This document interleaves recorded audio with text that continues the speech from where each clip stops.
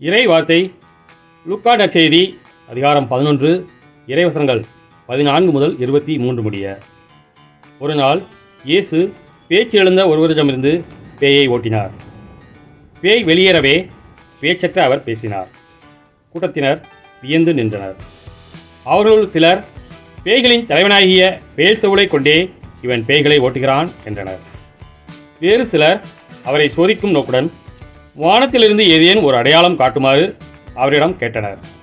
இயேசு அவருடைய சிந்தனைகளை அறிந்து அவர்களிடம் கூறியது, தனக்கு எதிராக தானே பிளவுபடும் எந்த அரசும் பாழாய் போகும்.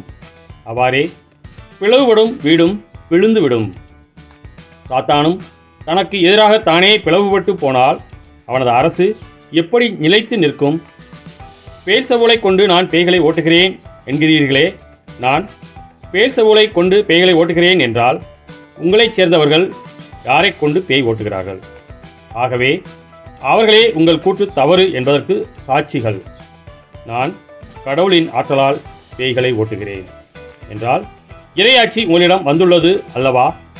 வலியவர் ஆயுதம் தாங்கி தம் அரண்மனையை காக்கிறபோது அவருடைய உடைமைகள் பாதுகாப்பாக இருக்கும். அவரை விட மிகுந்த வலிமையுடையவர் ஒருவர் வந்து அவரை வென்றால் அவர் நம்பியிருந்த எல்லா படைக்கலங்களையும் பறித்து கொண்டு கொள்ளை பொருளையும் பங்கிடுவார். என்னோடு இராதவர் எனக்கு எதிராக இருக்கிறார். என்னோடு இணைந்து மக்களை கூட்டிச் சேர்க்காதவர் அவர்களை சிதறடிக்கிறார். கிறிஸ்துவின் நற்செய்தி.